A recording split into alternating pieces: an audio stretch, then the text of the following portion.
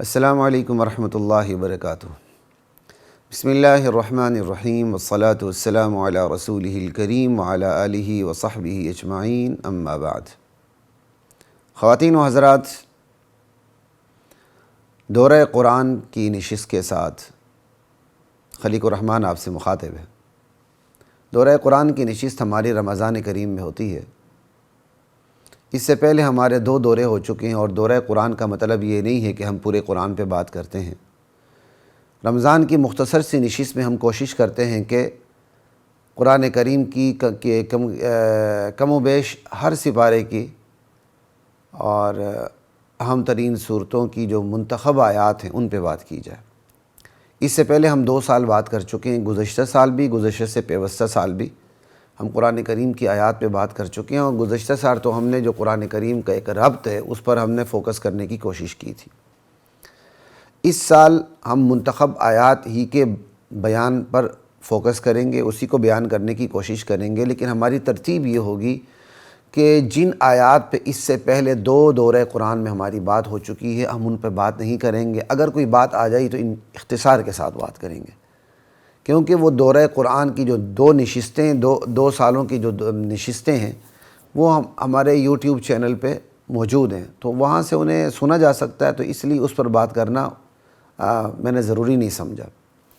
تو آج جو بات کرنے جا رہے ہیں سورہ فاتحہ سے آغاز کر رہے ہیں۔ 1424 کہہ رہا ہوں، 1445 ہجری اور 12 مارچ یکم رمضان بروز منگل، پہلا روزہ ہے انشاءاللہ، اور 2024 یہ جو شمسی سال چل رہا ہے۔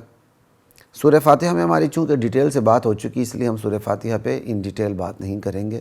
صرف سورہ فاتحہ پہ اتنی سی بات کرنا ضروری سمجھتا ہوں، شاید وہ بھی پہلے ہو چکی ہے، کہ کتاب اللہ اور رجال اللہ دونوں ضروری ہیں۔ اللہ کی کتاب کو خود سے سمجھنا اور علماء سے رہنمائی نہ لینا یہ گمراہی کا ذریعہ ہے۔ البتہ یہ یاد رکھیں، فرق رکھیں، قرآن کریم کے اندر کفر و اسلام میں واضح تمیز پیدا کی گئی ہے۔ قد تبین الرشد من الغی۔ قرآن کریم کا اپنا نام فرقان ہے، جو حق و باطل کو بالکل الگ الگ کر کے رکھ دیتا ہے، دودھ کا دودھ پانی کا پانی کر دیتا ہے۔ جس طرح کالا اور سفید دونوں مکس نہیں ہو سکتے، حق و باطل قرآن کریم کے اندر خلط ملط نہیں ہو سکتے، یہ طے شدہ بات ہے۔ اس لیے قرآن اسلام کی جو اسلام کی جو بنیادی عقائد ہیں ان کو سمجھنے کے لیے علماء کی رہنمائی ضروری نہیں ہے، جو بالکل بنیادی عقائد ہیں۔ آپ نے توحید کو سمجھنا ہو، سمجھیں، قل هو اللہ احد اللہ الصمد لم یلد ولم یولد ولم یکن لہ کفوا احد۔ کس مفسر کی تفسیر کی ضرورت ہے؟ آیت الکرسی کو دیکھ لیں، قرآن کی دیگر آیات کو دیکھ لیں۔ یہی وجہ ہے کہ قرآن اپنے بنیادی عقائد کے بارے میں اور پھر نصیحت لینے کے حوالے سے کہ جہنم کا تذکرہ ہے، جنت کا تذکرہ ہے، اخلاقیات کی باتیں ہیں، کہا وَلَقَدْ يَسَّرْنَا الْقُرْآنَ لِلذِّكْرِ فَهَلْ مِن مُدَّكِرٍ۔ ہم نے قرآن کو نصیحت کے لیے آسان کر دیا، یہ نصیحت کے لیے آسان کر دیا۔ اب نصیحت کے لیے آسان یہ ہے، کوئی بھی اس قرآن کو پڑھے گا، ترجمہ لکھا ہوا ہے، تشریح لکھی ہوئی ہے، وہ بنیادی باتیں جو کفر و اسلام کے درمیان تفریق پیدا کرتی ہیں، وہ مفسر کی تفسیر پر منحصر نہیں ہیں۔ وہ باتیں جو اخلاقیات کی باتیں ہیں وہ بھی عمومی طور پر مفسر کی تفسیر پر منحصر نہیں ہوتی۔ وہ باتیں جن کا تعلق جنت سے، جہنم سے، یعنی جس میں جنت کا شوق دلایا گیا ہے اور جہنم کے عذابات ذکر کیے گئے ہیں، اس میں بھی مفسر کی تفسیر کی ضرورت بالعموم نہیں ہوتی۔ یہ باتیں علماء کی رہنمائی کے بغیر بھی سمجھ میں آ جاتی ہیں۔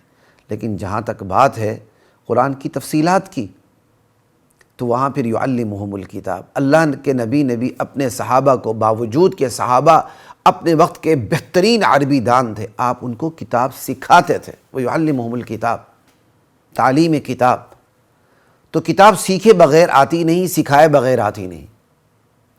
تو قرآن کریم کی جو بنیادی تعلیمات ہیں، عربی دان خالی قرآن کریم کی آیت کو پڑھ کے بھی سمجھ سکتا ہے، لیکن جو قرآن کریم کی بنیادی تعلیمات کی مزید تشریح ہے، گہرائی اور گہرائی میں جا کے، یا فقہی تفصیلات ہیں، یہ علماء کی رہنمائی کے بغیر ممکن نہیں ہے۔ ہر میدان کے اپنے شاہ سوار ہوتے ہیں، قرآن و سنت کے شاہ سواروں کو علماء کہا جاتا ہے۔ قرآن و سنت کو سمجھنے کے لیے علماء کے سامنے دو زانو ہو کے بیٹھنا پڑے گا، جس طرح ہر شعبے کو سمجھنے کے لیے ہر شعبے کے ماہرین کے سامنے دو زانو ہو کے بیٹھنا پڑتا ہے۔ اس لیے کتاب اللہ کہ خود بخود آپ اس سے فقہ بھی سمجھے جائیں، بلاغت بھی سمجھے جائیں، نحو صرف بھی سمجھتے چلے جائیں خود بخود ہی، اور جو اس کی فقہی تفصیلات ہیں جو علماء کی رہنمائی کے بغیر سمجھ نہیں آ سکتی، وہ بھی خود بخود سمجھتے جائیں، کیسے ممکن ہے؟ آخر آپ بتائیں، ایک آیت کے اندر عبارت النص بھی ہے، دلالت النص بھی ہے، اشارت النص بھی ہے، اقتضاء النص بھی ہے، اور قرآن کریم کے جو سمجھنے کے مختلف پہلو ہیں اور پھر جو مختلف مفاہیم سامنے آتے ہیں، آپ کے پاس کیا پیمانہ ہے، کیا ترازو ہے سوائے اس کے کہ آپ علماء سے رہنمائی لیں؟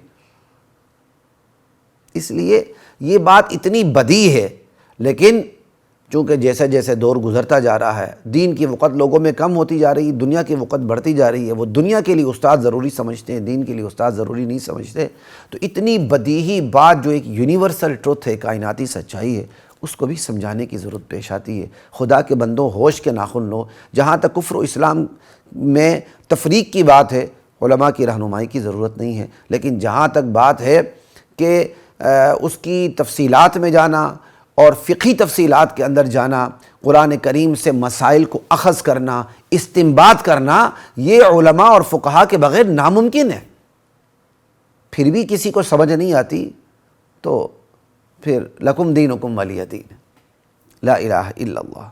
تو کتاب اللہ بھی ضروری ہے، اللہ کی کتاب اللہ کے ساتھ رجال اللہ بھی ضروری ہے کہ وہ اللہ کے بندے جن کے پاس کتاب کا علم ہے، سنت کا علم ہے۔ اسی لیے فرمایا اہدنا الصراط المستقیم صراط الذین انعمت علیہم، یا اللہ سیدھی راہ دکھا۔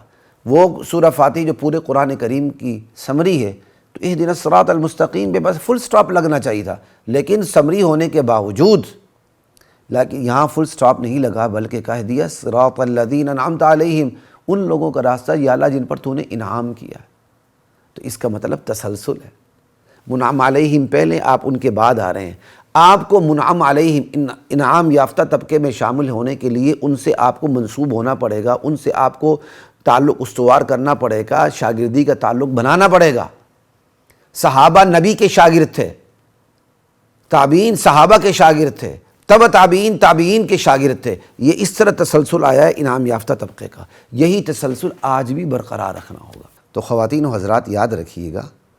اب ایک اور سوال پیدا ہوتا ہے لوگوں کے ذہنوں میں کہ بھائی آخر ہم ہر مولوی اپنی بات کرتا ہے، ہم کس کی مانیں؟ تو کتنا آسان ترین کام ہے، اسی لیے تو فرمایا وَلَقَدْ يَسَّرْنَا الْقُرْآنَ لِلذِّكْرِ فَهَلْ مِن مُدَّكِرٍ، ہم نے قرآن کو نصیحت کے لیے آسان بنایا۔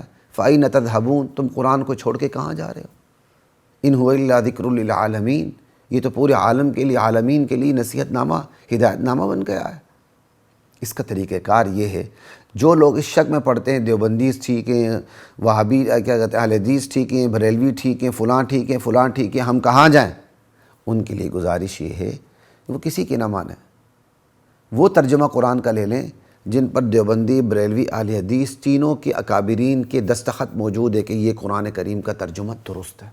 وہ طریقہ بتا رہا ہوں جس سے آپ کو ہدایت ملے، وہ قرآن کا ترجمہ لے لیں۔ مارکیٹ میں ایسے قرآن کے تراجم دستیاب ہیں جن پر مختلف فرقوں کے اکابرین کے دستخط موجود ہیں کہ یہ قرآن کا ترجمہ درست ہے۔ اب آپ نے تفسیر پہ نہیں جانا، بس اب آپ پورے قرآن کریم کا یہ کر لیں کہ ترجمہ پڑھتے جائیں، ترجمہ پڑھتے جائیں، جو حقیقتیں آپ کو سمجھ آتی ہیں اور پھر آپ معاشرے کو ان حقیقتوں سے متصادم سمجھتے ہیں، آپ ایک ڈائری بنا لیں، وہ نوٹ کرتے چلے جائیں۔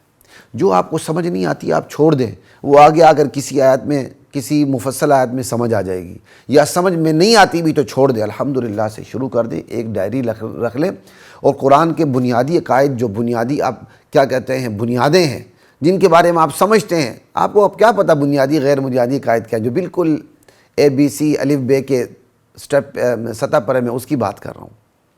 تو بس ایک ڈائری لے لیں، ایک قلم لے لیں، قرآن کریم کا ترجمہ پڑھنا شروع کر دیں، وہ ترجمہ جو تمام فرقوں کے اکابرین، فرقوں کے جو اکابرین ہیں ان کے سائن ہیں، دستخط ہے کہ یہ ترجمہ صحیح ہے۔ بس اچانک آپ کو ایسی چیزیں نظر آتی ہیں، کلک کر جاتا ہے آپ کا ذہن، اور آپ کا ذہن کہتا ہے یار مجھے تو یہ چیز، یہ تو آج مجھے پتہ چلا ہے، جبکہ معاشرے میں تو یہ کام سارا غلط ہو رہا ہے۔ آپ اس آیت کا حوالہ نوٹ کر لیں، اس کا مفہوم نوٹ کر لیں، والناس تک چلے جائیں، آپ کے پاس آیات کا اچھا بڑا ذخیرہ جمع ہو جائے گا۔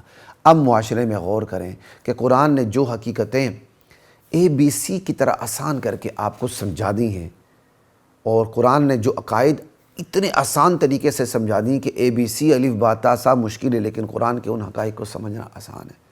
وہ حقیقتیں جو آپ نے قرآن کے سمندر سے جو موتی آپ نے چن لیے ہیں، اب آپ دیکھیں ان موتیوں کا خزانہ آپ کے معاشرے میں کس طبقے کے پاس موجود ہے۔ وہ کون سے علماء ہیں جو وہی باتیں کرتے ہیں جو آپ نے خود چنی ہیں، وہ باتیں وہی موتی سامنے رکھتے ہیں جو موتی آپ نے خود چنے ہیں، بس آپ ان کے پاس چلے جائیں، ہدایت مل گئی۔ یہ کون سا مشکل کام ہے؟ یہ ہے کتاب اللہ اور رجال اللہ۔ یہاں اتنی ہی بات کافی ہے، سورۃ الفاتحہ پہ اتنی بات کافی ہے۔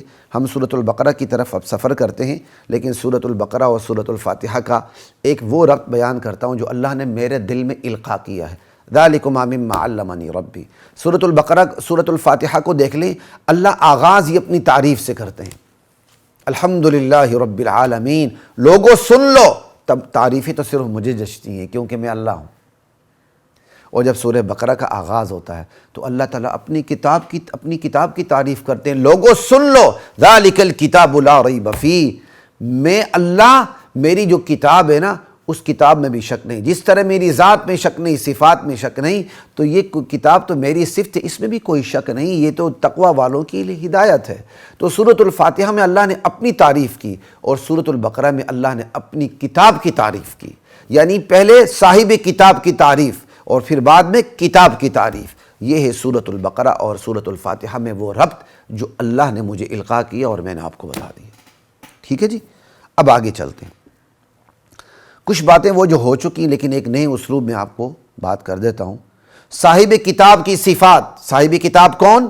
اللہ، اس کی صفات للہ رب العالمین الرحمن الرحیم مالک یوم الدین۔ ٹھیک ہے، صاحب کتاب کی صفات کو لے کر اور پھر کتاب کی تعلیمات کو لے کر، کتاب قرآن اس کی تعلیمات کو لے کر جب آپ اٹھیں گے، دعوت دیں گے، تو سماج میں کھلبلی مچے گی۔ یہ ہو نہیں سکتا کہ آپ حق کی دعوت دیں اور باطل پر آپ کلہاڑے چلائیں، سماج میں کھلبلی نہ مچے، ارتعاش پیدا نہ ہو۔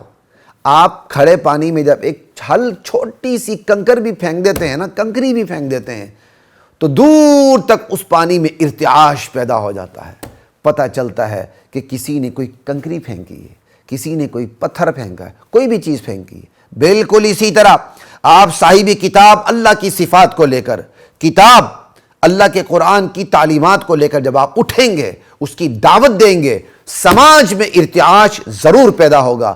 اگر سماج میں ارتعاش پیدا نہیں ہوا تو اس کا مطلب آپ نے دعوت دی نہیں، آپ نے عمل کیا ہی نہیں، تو ارتعاش کیسے پیدا ہو؟ کھلبلی مچے گی۔ جب کھلبلی مچے گی تو کچھ لوگ وہ ہوں گے جو سچ بات کو سننے کے لیے کان دھریں گے، اپنی انا کو قربان کر دیں گے، وہ ہوں گے متقین۔ کچھ لوگ وہ ہوں گے جو سچی بات کو سنیں گے اور اپنی ناک کا مسئلہ بنائیں گے، اپنی ریاست سیاست اور اپنی انا اور اپنی ایگو کا مسئلہ بنائیں گے اور سمجھنے کے باوجود انکار کریں گے، وہ ہوں گے کافرین۔ اور کچھ لوگ وہ ہوں گے جو کہیں گے نہیں، ہم نے صاف انکار بھی نہیں کرنا لیکن اندر سے ماننا بھی نہیں ہے، ہم نے کلمہ پڑھ کے اتو کلمہ پڑھ کے وچوں ہم نے کافر رہنا ہے، یہ ہوں گے منافقین۔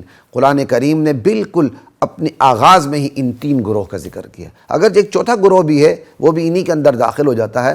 ہم نے گزشتہ سے پیوستہ دورے میں ایک چوتھی جماعت بھی بنائی تھی مبتدعین کی، کہ وہ بگڑے ہوئے اہل کتاب، وہ بگڑے یہودی اور نصارہ جو شواہد کی بنیاد پر، دلائل کی بنیاد پر جانتے تھے کہ رسول کریم سچ فرماتے ہیں، لیکن پھر بھی وہ مانتے نہیں تھے۔ ٹھیک ہے، اگرچہ یہ بھی کافروں میں ہے لیکن ان کی ایک الگ چوتھی جماعت بنانی ضروری ہے، کیونکہ قرآن کریم نے ان کو آگے جا کر باقاعدہ ان کو ذکر کیا ہے۔ چوتھی جماعت بنانی ضروری اس لیے کہ آج ہمارے معاشرے میں بھی مبتدعین پائے جاتے ہیں جو قرآن و سنت کا جھنڈا تھام کے قرآن و سنت کا نام لے کے بات کرتے ہیں، لیکن ان کے اندر معاشرے کی رسوم و رواج اور ان کے اندر بدعات اتنی رچی بسی ہیں کہ وہ جو کل کے یہود و نصارہ تھے وہ تھے، آج کے یہود و نصارہ یہ ہیں۔ قرآن ہاتھ میں ہے، کتاب و سنت ہاتھ میں ہے، جانتے ہیں مانتے نہیں، لوگوں کو قرآن و سنت کے لانے کی بجائے بدعات کی طرف لگاتے ہیں، رسومات کی طرف لگاتے ہیں اور دین کی طرف نہیں آتے۔ لا الہ الا اللہ۔ تو بہرحال 3 بنیادی گروہ، چوتھا مبتدئین کے بھی بنا سکتے ہیں۔ منافق جو اوپر سے یعنی کلمہ گو مسلمان، کلمہ پڑھتا ہے لیکن اندر سے کافر ہوتا ہے، ٹھیک ہے، یہ 3 یا 4 جماعتیں اٹھتی ہیں۔ اور اللہ تعالیٰ نے سب سے مفصل ذکر پہلے متقین کی بات کی، پھر اللہ تعالیٰ نے کافرین کا مختصر ذکر کیا، اور اس کے بعد مکمل پورا رکوع سب سے مفصل کافروں کے بارے میں، منافقین کے بارے میں بات کی، کیونکہ یہ منافق کافر سے زیادہ خطرناک ہے۔ یہ وہ کافر ہے جو اسلام کا لبادہ اوڑھے ہوئے ہوتا ہے اور مسلمانوں کو نقصان پہنچاتا ہے۔ اور اس سورہ بقرہ کے دوسرے رکوع کے اندر منافقین کی علامات بیان کی گئی ہیں، جن میں سے سر فہرست اہم ترین علامت یہ ہے کہ وہ رسول اللہ کے صحابہ کی توہین کرتے ہیں۔ بس آج دیکھ لیں معاشرے میں رسول اللہ کے صحابہ کی توہین کون کرتا ہے، گستاخی کون کرتا ہے، ابو بکر کو کافر کون کہتا ہے، عمر کو غاصب کون کہتا ہے، حضرت عثمان کو اقربا پرور کون کہتا ہے، ٹھیک ہے، آپ دیکھ لیں حضرت سفیان کو گالی کون دیتا ہے، حضرت امیر معاویہ رضی اللہ تعالی عنہ کو گالیاں کون دیتا ہے، صحابہ کو کافر اور مرتد کون کہتا ہے، جو کہتے ہیں وہ سب سے بڑے کافر، مرتد اور زندیق ہیں، یہ کہتے ہیں تکفیری، ان سے بڑا تکفیری کوئی نہیں، انہوں نے رسول اللہ کے صحابہ پر کفر کا فتویٰ لگایا ہے۔ خدا پاک کی قسم یہودی اتنا بڑا کافر نہیں جتنا بڑا آج کا وہ نام کلمہ گو، وہ کلمہ پڑھنے والا، اپنے آپ کو مسلمان کہنے والا زندیق کافر اور مرتد ہے، جو ابو بکر کو مسلمان نہیں سمجھتا، صحابہ کو مرتد سمجھتا، وہ یہودیوں سے بڑا کافر، زندیق اور مرتد ہے، اور یہودیوں سے بڑا تکفیری ہے۔ تکفیری یہ ہیں جنہوں نے صحابہ پر تکفیر کی، صحابہ کی تکفیر کی، ٹھیک ہے جی۔ یہ اتنی بات کافی ہے، شاید اس سے پہلے بھی ہماری اس پہ بات ہو چکی تھی۔ اب آگے چند آیات پہ الگ الگ میں آپ کے سامنے بات کرنا چاہوں گا۔ سورۃ البقرہ کی آیت نمبر 8 ہے، ذرا غور سے سنیے گا۔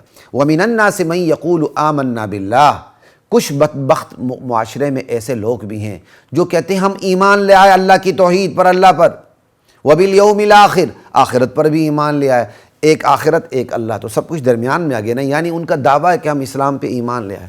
قرآن کیا کہتا ہے؟ وَمَا هُم بِمُؤْمِنِينَ، یہ دعویٰ تو کرتے ہیں کہ ہم مومن ہیں، لیکن اللہ کہتا ہے میرا فتویٰ یہ ہے کہ یہ مومن نہیں ہے، یہ مومن نہیں ہے۔ یہاں آپ کو کیا سمجھانا مقصد ہے؟ یہاں صرف اتنی بات میں آپ کو سمجھانا چاہتا ہوں کہ یہ آیت دلیل ہے کہ جس بندے میں کفر کی بیماری ہو وہ کافر ہے، بھلے وہ اپنے آپ کو مسلمان کہے۔ بات سمجھنے، غور سے سنیے گا، جس بندے میں کفر کی بیماری ہو وہ کیا ہے؟ کافر ہے، بھلے وہ اپنے آپ کو مسلمان کہے، کیونکہ قرآن کہتا ہے کہ ایسے لوگ ہیں جو اپنے آپ کو مسلمان کہتے ہیں لیکن وہ مسلمان نہیں ہیں، کیونکہ وہ کافر ہیں، ان کے اندر تو کفر کے اسباب موجود ہیں، ان کے اندر کفر ہے، جو آگے قرآن کی ساری آیات بتاتے ہیں یخادعون اللہ والذین آمنوا وما یخدعون الا انفسهم۔ تو جس کے اندر نفاق ہے وہ منافق ہے، جس کے اندر کفر ہے وہ کافر ہے۔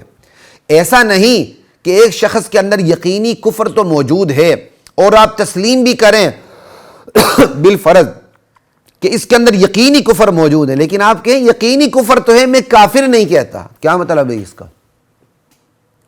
اس کا صاف مطلب ہے آپ کہتے ہیں یہ کافر ہے، میں کافر نہیں کہتا۔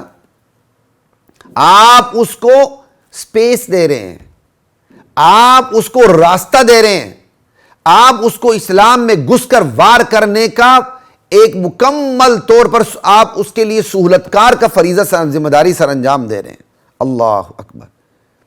ایک مشہور بندہ ہے، نام نہاد سکالر، قادیانیوں کے بارے میں اس سے سوال ہوا تو اس نے کہا دل تھام کے سن لو، میں اس کسی بھی شخص کو کافر کہنے کے لیے تیار نہیں ہوں جو خود کو مسلمان کہے۔ سوال یہ، مسلمہ کذاب جس نے نبوت کا جھوٹا دعویٰ کیا تھا وہ خود کو کافر سمجھتا تھا؟ نبوت کا جھوٹا دعویٰ کرتے ہوئے اپنے آپ کو مسلمان سمجھتا تھا؟ اس نے تو صحابہ کو مصالحت کی دعوت دی تھی، رسول اللہ سے بات کرنا چاہیے تھی، تو کیا مسلمہ کذاب کافر نہیں ہے؟ کیا نبوت کے جھوٹے دعوے دار کافر نہیں ہیں؟ کیا مرزا قادیانی کافر نہیں ہے؟ کیا صحابہ کو مرتد کہنے والے کافر نہیں ہیں؟ کفر کس بلا کا نام ہے؟ جب کفر ہیں تو کافر ہیں۔ اللہ اکبر۔ کہتے ہیں ایک طرف یہ کہنا یہ کفر ہے، دوسری طرف کہنا کہ جو اپنے آپ کو مسلمان کہتا ہے میں اس کو کافر نہیں کہتا۔ یعنی ایک کافر کھڑے ہو کے کہتا ہے کہ میں مسلمان ہوں، تو اس نے کتنا خطرناک دعویٰ کر دیا۔ اس کے اندر دو چیزیں پوشیدہ ہیں۔ ایک کافر کھڑے ہو کے کہہ دے کہ میں مسلمان ہوں، تو اس کا مطلب کیا ہے؟ اس کا مطلب یہ ہے کہ اس نے دو دعوے کر دیے ہیں۔ وہ دعویٰ کیا ہے کہ میرے پاس جو کفر کا کیا کہتے ہیں کی غلاظت پڑی ہوئی ہے، میں اس کو اسلام سمجھتا ہوں، تبھی تو اپنے آپ کو مسلمان کہہ رہا ہے اس کے پاس کفر جس کے بارے میں آپ بھی تسلیم کرتے ہیں کہ یہ کفر ہے، لیکن وہ جس کے پاس وہ کفر کی غلاظت ہے وہ اپنے آپ کو کیا کہہ رہا ہے؟ مسلمان۔ تو یہاں اس نے دو دعوے کر دیے۔ ایک دعویٰ کیا کیا کہ یہ جو میرے پاس ہے کفر، یہ تو ہے، تو یعنی یہ جو کفر کی غلاظت ہے، آپ سمجھتے ہیں کہ ایک شخص کے پاس کفر کی غلاظت ہے، لیکن وہ کفر کی غلاظت ہونے کے باوجود وہ اپنے آپ کو کیا کہتا ہے کہ میں مسلمان ہوں۔ تو یہ دو دعوے ہو گئے۔ ایک وہ کفر کو اسلام ثابت کر رہا ہے، جب اس نے کفر کو اسلام کہہ دیا، جس کے پاس اسلام ہے اس کے نزدیک وہ کیا ہوگا؟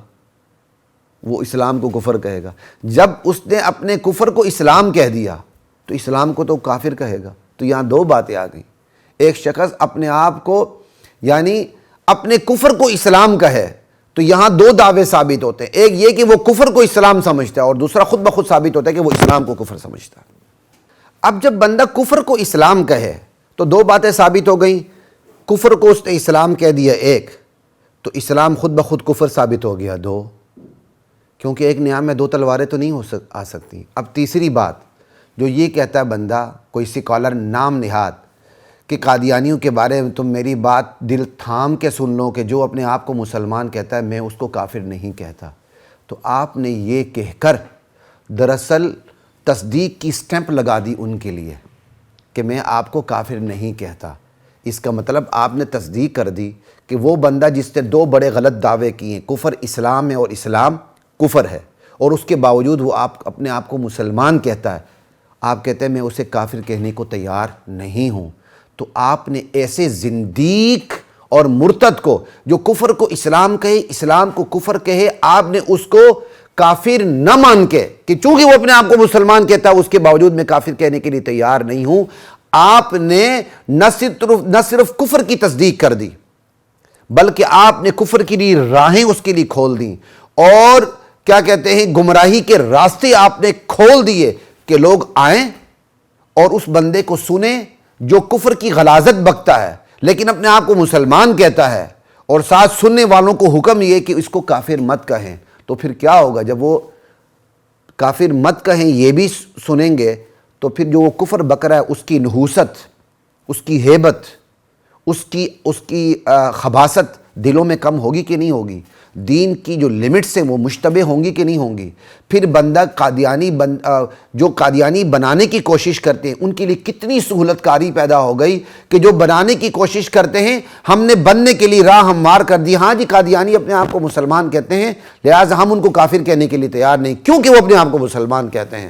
اب عوام سنیں گے، وہ کہیں گے یار قادیانیوں کا کفر اگر اتنا ہی خطرناک ہوتا تو یہ مولوی یہ سکالرز کبھی بھی ایسی بات نہیں کرتے کہ جو اپنے آپ کو مسلمان کہ ہم اسے کافر کہنے کے لیے تیار نہیں ہیں۔ وہ تو فوج در فوج، موج در موج لوگ قادیانی ہونے شروع ہو جائیں گے۔ یہ آپ کو میں نے ایک چھوٹی سی مثال دے دی ہے۔ یہ ایسے لوگ خبیث قسم کے جس میں غامدی سر فہرست ہے، یہ قادیانیوں کے سہولت کار ہیں اس حوالے سے کہ قادیانی دنیا کا سب سے بڑا کفر بک رہا ہے، لیکن یہ خبیث بندہ اس کو کافر کہنے کے لیے تیار نہیں ہے۔ تو یہ کفر کے لیے سہولت کاری نہیں تو اور کیا ہے؟ لا الہ الا اللہ۔ اور یاد رکھیے خواتین و حضرات، انبیاء اور آسمانی کتب کا مقصد کفر و اسلام اور حق و باطل میں تفریق کرنا ہے۔ جب آپ کافر کو کافر نہیں کہیں گے، مومن کو مومن نہیں کہیں گے، اور ان دونوں کو الگ الگ نہیں کریں گے تو کفر و اسلام میں تفریق ہوئی نہیں۔ تو انبیاء کے نزول کا مقصد ہی ختم ہو گیا، کتابوں کے نزول کا مقصد ہی ختم ہو گیا۔ انبیاء اور کتابوں کے نزول کا مقصد حق و باطل میں تفریق ہے۔ حق و باطل میں تفریق کیسے ہوگی؟ یقینی طور پر حق ادھر ہوگا، یقینی طور پر باطل ادھر ہوگا، تب تفریق ہوگی۔ لیکن ایک بندہ باطل ہوتے ہوئے اپنے آپ کو مسلمان کہے، آپ کہ میں اس کو کافر نہیں کہتا، تو حق و باطل میں تو تفریق ہی نہیں ہوئی۔ انا للہ و انا الیہ راجعون۔ ایسے پھر کیا ہوگا کفر کے ساتھ دنیا ختم ہو جائیں گی، کفر سے نفرت ختم ہو جائے گی، اور مسلمان جو عوام کل انعام ہیں ان کا کفر میں پڑنے کا خطرہ شدید ہو جائے گا، انبیاء کی تعلیمات کا مقصد فوت ہو جائے گا۔ لا الہ الا اللہ۔ تو یہ ایک آیت میں نے آپ کے سامنے رکھی ہے۔ اللہ کہتا ہے کہ اپنے آپ کو مسلمان کہتے ہیں لیکن وہ مسلمان نہیں ہے، کیونکہ وہ مسلمان کی بنیادی صفات سے تقاضوں سے محروم ہے۔ تو جو بندہ بھی اسلام کے بنیادی تقاضوں سے محروم ہوگا، خواہ وہ جتنا بھی اپنے آپ کو مسلمان کہے، وہ مسلمان نہیں ہو سکتا۔ اچھا جی، یہ تو بات ہو گئی سورہ بقرہ کی آیت نمبر 8 کے حوالے سے۔ اب ہم چلتے ہیں سورہ بقرہ کی آیت نمبر 23 کے حوالے سے۔ قرآن کریم کی آیت ہے وَإِن كُنتُمْ فِي رَيْبٍ مِّمَّا نَزَّلْنَا عَلَىٰ عَبْدِنَا فَأْتُوا بِسُورَةٍ مِّن مِّثْلِهِ۔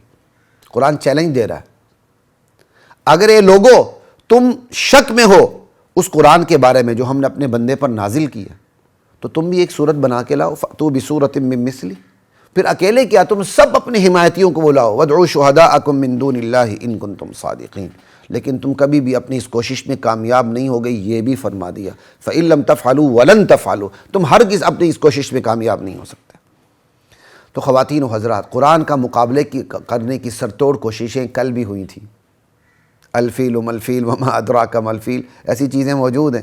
الحاق ملحاقہ کی نقل کرنے کی کوشش کرنا، والسماء ذات البروج والنساء ذات الفروج انا للہ و انا الیہ راجعون، شرمگاہوں والی عورتیں والسماء ذات البروج کی نقل کرتے ہوئے والنساء ذات الفروج انا للہ و انا الیہ راجعون، یعنی قرآن کا مقابلہ بھی قرآن کے جو زیر و زبر ہیں ان کی نقالی کرتے ہوئے۔ کل بھی یہ مقابلے کی سرتوڑ کوششیں تھیں، وہ بھی ناکام ہوئے۔ آج بھی سرتوڑ کوششیں آج والے بھی ناکام ہیں اور ناکام ہوتے رہیں گے۔ لا الہ الا اللہ۔ اور قرآن کا جو مقابلہ کرنا ہے، قرآن کی ایک صورت نہیں لا سکتے، لیکن خود قرآن میں کے بارے میں شکوک ڈالنے کے لیے کہتے ہیں جی اس قرآن میں تحریف ہوئی ہے، اس قرآن میں تبدیلیاں ہوئی ہیں۔ اصل قرآن جو برٹش لائبریری کی تصدیق سے ہم سامنے لائیں گے، یہ ایک رافضی شیعہ عالم دین کراچی کا میثمی، جو میرے ساتھ یہ ٹی وی ٹاک پہ بھی آیا ہے، باقاعدہ اس نے یہ اعلان کیا ہے، آج تک اسے کوئی پکڑ نہیں سکا، ملکی قانون اس کو اپنے گرفت میں نہیں لے سکا، جس نے کہہ دیا کہ جی برٹش لائبریری سے تصدیق شدہ اصل قرآن ہم انشاءاللہ لوگوں کے سامنے لے کر آئیں گے۔ اگر یہی بات کوئی اور کرتا تو آج کہاں ہوتا؟ آج تک وہ پابند سلاسل ہوتا، لیکن یہ بندہ آج بھی جبے پہن کر، جہنمی لباس پہن کر ٹی وی پہ موجود ہوتا ہے، لوگوں کو اسلام کے نام پر درس دے رہا ہوتا ہے۔ اس نے کہا تھا کہ ہم اصل قرآن لائیں گے برٹش لائبریری سے تصدیق شدہ، یعنی دیکھیں اس اصل قرآن کی اس اصل قرآن کا لیول دیکھیں جس پر برٹش لائبریری کی تصدیق ہوگی کہ یہ اصل قرآن ہے۔ انا للہ و انا الیہ راجعون، یہ حالات ہیں۔ تو قرآن کریم کے بارے میں جو قرآن کریم نے دعویٰ کیا ایک صورت لے آؤ، تو سرتوڑ کوششیں قرآن کریم کے مقابلے بھی کل بھی تھیں، آج بھی ہیں، آئندہ بھی ہوں گی۔ اور اس حوالے سے سرتوڑ کوششیں منافقین کرتے ہیں، اور منافقین مختلف طریقوں سے کرتے ہیں، جس کا ایک طریقہ اب یہ نیا آ چکا ہے کہ برٹش لائبریری سے تصدیق شدہ وہ قرآن امت کے سامنے لانے کی فکر میں۔ انا للہ و انا الیہ راجعون۔ اس آیت پہ اتنی ہی بات کافی ہے۔ آگے چلتے ہیں آیت نمبر 41 سے سورۃ البقرہ کی۔ وَلَا تَلْبِسُوا الْحَقَّ بِالْبَاطِلِ وَتَكْتُمُوا الْحَقَّ وَأَنْتُمْ تَعْلَمُونَ۔ اللہ تعالیٰ کہتے ہیں کہ سچ میں جھوٹ کو نہ ملاؤ، حق میں باطل کو نہ ملاؤ، اور حق کو نہ چھپاؤ، جان بوجھ کر سچی بات کو نہ چھپاؤ۔ یہ دو باتیں ہیں جی، حق میں باطل کی ملاوٹ نہیں کرنی، ایک، حق کو چھپانا نہیں، دو۔ آج یہ دونوں باتیں عام ہیں، عوام تو عوام، علماء میں بھی۔ اللہ اکبر۔ اور جو پہلی بات ہے حق میں باطل کی ملاوٹ نہیں کرنی، سچ میں جھوٹ کی ملاوٹ نہیں کرنی، یہ منافقین میں بہت زیادہ ہے، یہ اہل بدعت میں بہت زیادہ ہے، اہل شرک میں بہت زیادہ ہے۔ یہ میں 1 بائی 1 انتہائی اختصار کے ساتھ بات کرتا ہوں، ہمارا وقت بھی کم ہے۔ ایک تو جو حق بات میں باطل کی ملاوٹ کرتے ہیں، ایک وہ دھوکہ دینے کے لیے ہوتی ہے، حق بات کرتے کرتے کرتے، یعنی اچھی بات کرتے کرتے باطل کی ملاوٹ کر دیتے ہیں۔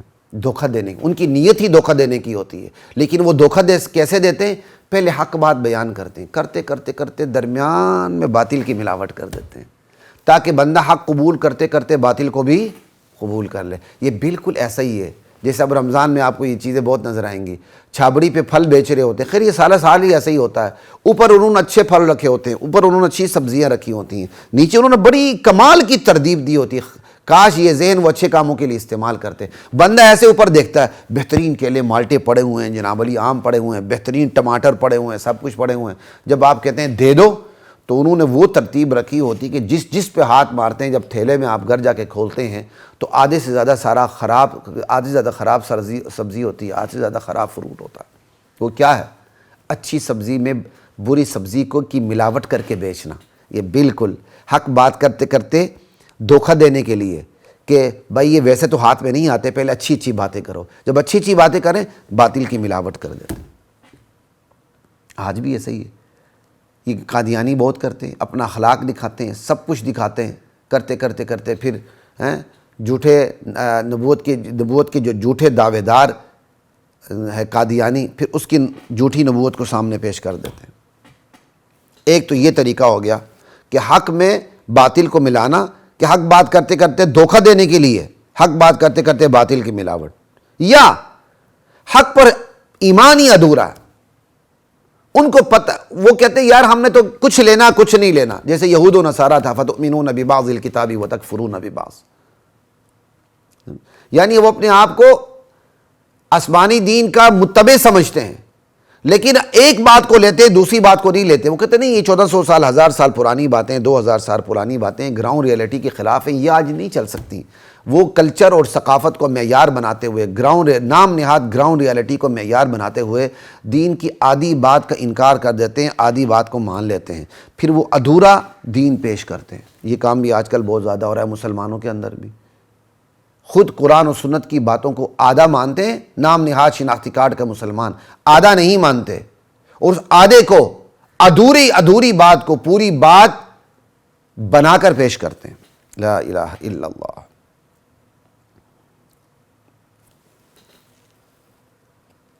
اچھا جی، اور تیسری بات، اسی لا تلبسوا الحق بالباطل میں آپ کو بات کر رہا ہوں، بعض لوگوں کو قابل قبول اسلام پیش کرنے کا خبط ہوتا ہے، وہ کہتے ہیں بس کسی طرح لوگ ہماری طرف متوجہ ہو جائیں، وہ قابل قبول اسلام پیش کرنے کے خبط میں مبتلا ہوتے ہیں، اور اس خط میں مبتلا ہوتے ہوئے وہ کیا کرتے ہیں؟ حق بات کرتے کرتے کرتے کرتے باطل کی بھی ملاوٹ کر دیتے ہیں، اہل باطل کو خوش کرنے کے لیے۔ یعنی قابل قبول اسلام پیش کرنے کے پاگل پن میں اس طرح مبتلا ہوتے ہیں کہ حق بات کرتے کرتے کرتے وہ باطل کی ملاوٹ کر دیتے ہیں۔ اور یہ بیماری کیوں آتی ہے؟ قابل قبول اسلام کی پاگل پن اور حماقت میں مبتلا ہوتے ہیں، جس کی وجہ سے ان کے اندر یہ بیماری آتی ہے۔ سمجھا؟ اس سے بھی قرآن کی کریم کی یہ آیت منع کرتی ہے، اور یہ کام آج کے نام نہاد داعیوں میں، مبلغوں میں بہت ہے کہ وہ اس خبط میں مبتلا ہوتے ہیں کہ ہم قابل قبول اسلام پیش کریں، تو قابل قبول اسلام کی حماقت میں، خبط میں مبتلا ہوتے ہوتے وہ باطل کی بھی ملاوٹ کر دیتے ہیں۔ یہ بہت ہو رہا ہے، لا الہ الا اللہ۔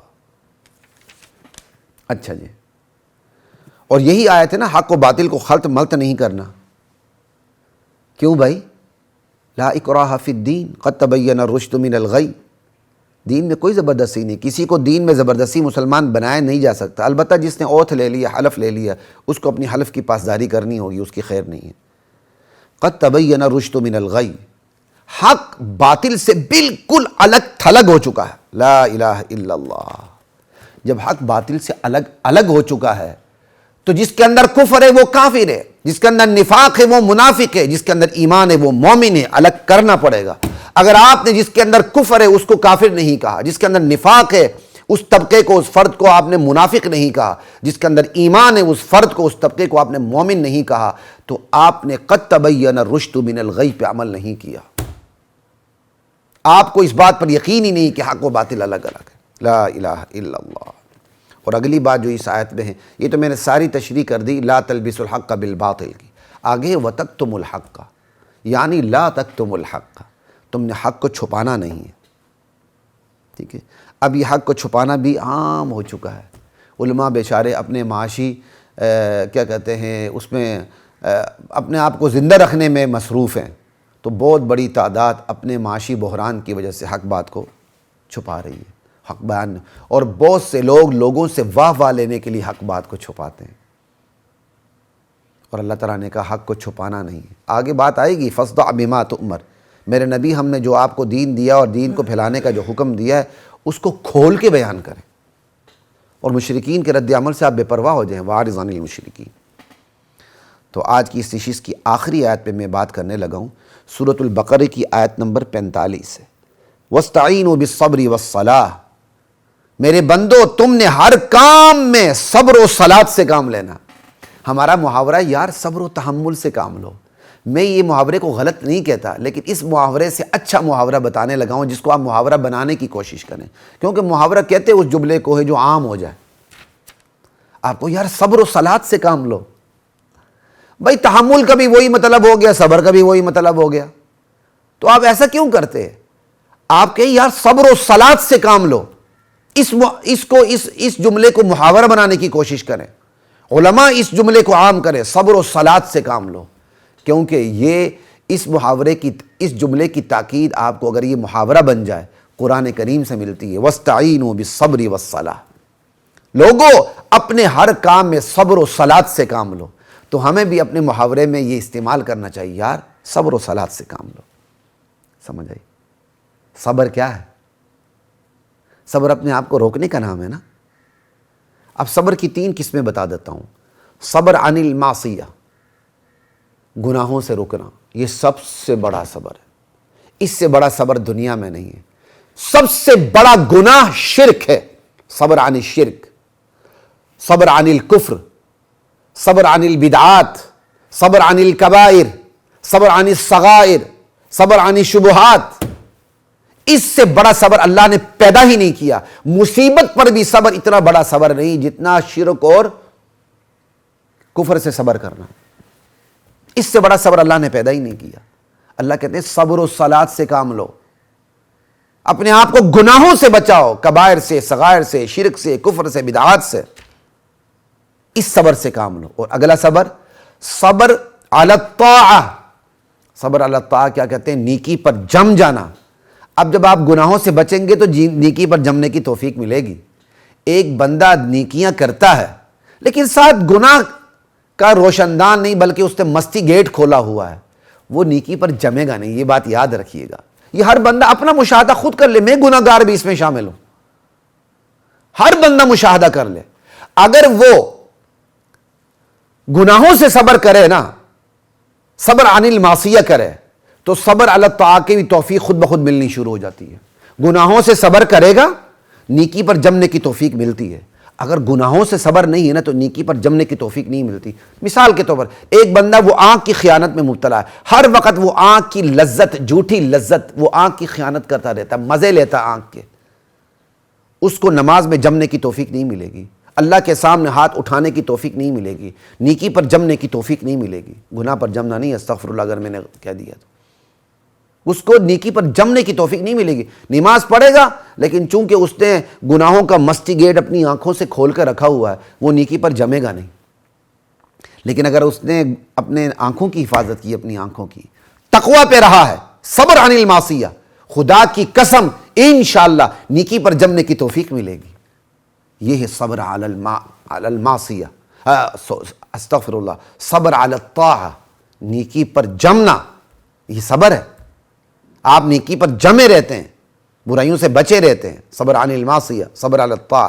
پھر صبر کی تیسری قسم کیا؟ صبر علی المصیبہ، آپ گناہوں سے بچتے ہیں، آپ نیکی پر جمتے ہیں، اور پھر اس پاداش میں آپ کو مصائب کا سامنا کرنا پڑتا ہے، یا ویسے کسی مصیبت کا سامنا ہو گیا اللہ کی طرف سے، تو آپ مصیبت پر بھی صبر کرتے ہیں۔ آپ وہ کام نہیں کرتے اس مصیبت میں جو اللہ اور اس کے رسول کو ناپسند ہے۔ آنکھ میں نم ہے، دل میں غم ہے، مگر ہم کوئی ایسی بات نہیں کریں گے جو رب کو ناپسند ہے۔ یہ تقریباً شاید یہ اس کا ترجمہ ہے جو نبی علیہ السلام نے اپنے وفات شدہ بیٹے حضرت ابراہیم کو شاید گود میں لیتے ہوئے یا دفن کرتے ہوئے کہا تھا۔ کمی بیشی اللہ میری معاف فرمائے۔ تو یہ ہے جی صبر کی 3 قسمیں، گناہوں سے صبر کرنا، نیکی پر جم کے صبر کرنا، نیکی پر جمنا یہ صبر ہے، اور مصیبت پر صبر کرنا، ثابت قدم رہنا حق پر، اور مصیبت کو برداشت کرتے ہوئے کوئی بات ایسی منہ سے نہ نکالنا، کوئی ایسا کام نہ کرنا جو اللہ اور اس کے رسول کو پسند نہ ہو، یہ صبر علی المصیبہ ہے۔ یہ صبر کی تینوں اقسام آ جائیں، اور پھر ساتھ نماز کیا ہے؟ یہ تعلق مع اللہ کی معراج ہے۔ اللہ سے تعلق کی جو معراج ہے نا، بلند ترین سطح، وہ صلاۃ ہے۔ بندہ نماز میں کھڑا ہوتا ہے، کیا عجیب بات ہے، اللہ اکبر، سب کچھ پیچھے چھوڑ دیا، بس اب اللہ ہی اللہ ہے، ٹھیک؟ پھر مزید جھک جاتا ہے رکوع، ٹھیک؟ پھر مزید جھک کے اپنے جسم کی سب سے مقدس جگہ اس پیشانی کو اللہ کے سامنے جھکا دیتا ہے۔ اور جو بندہ عاجزی کے جتنے بڑے مقام پر ہوگا، وہی بندہ اللہ کے ساتھ تعلق کی اس بڑے مقام پر ہوگا۔ اللہ سے ملاقات ہمیشہ یاد رکھیں عاجزی کے مقام پر ہوتی ہے۔ اللہ سے ملاقات تکبر کے مقام پہ نہیں ہوتی، اللہ سے ملاقات عاجزی کے مقام پہ ہوتی ہے۔ جب میرے اور آپ کے اندر عاجزی پیدا ہوگی، اللہ ملاقات کرتے ہیں، پھر اس اللہ ملاقات کا شرف بخشتے ہیں، پھر اس ملاقات میں مزہ آتا ہے، مزہ، یہ بات یاد رکھیے گا۔ تو اس لیے اللہ تعالیٰ نے سورۃ البقرہ کی آیت نمبر 45 میں خواتین و حضرات ارشاد فرمایا، میرے بندو، میرے بندیو، تم اپنے ہر کام میں صبر و صلات سے کام لو، صبر عن المعصیہ سے، صبر علی المصیبہ سے، صبر علی الطاعہ سے، اور میرے ساتھ تعلق استوار کرنے سے تمہارے ہر کام آسان ہوتے چلے جائیں گے، سنورتے چلے جائیں گے، ہر بگڑے کام بنتے چلے جائیں گے، تقدیر بنتی چلی جائے گی، آخرت بنتی چلی جائے گی، دنیا بھی سنورتی چلی جائے گی۔ انشاءاللہ اگلی نشست میں قرآن کی منتخب آیات کے ساتھ پھر آپ سے ملاقات ہوگی، تب تک کے لیے اجازت دیجیے۔ السلام علیکم ورحمۃ اللہ وبرکاتہ۔